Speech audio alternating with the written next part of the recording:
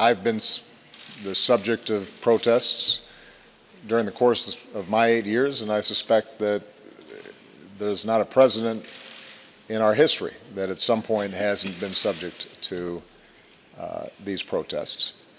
So I would not advise people who feel strongly or are concerned about some of the issues that have been raised during the course of the campaign. I wouldn't advise them to be silent.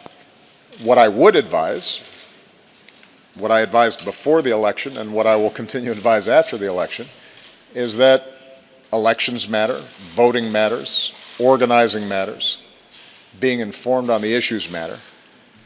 And what I consistently say to young people, I say it in the United States, but I'll say it here in Germany and across Europe: do not take for granted our systems of government and our way of life. What makes me cautiously optimistic about my successor and the shift from campaign mode to governance is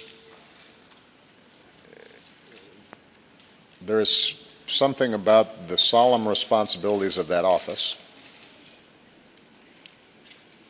the extraordinary demands that are placed on the United States, not just by its own people, but by people around the world, that forces you to focus, that demands seriousness. And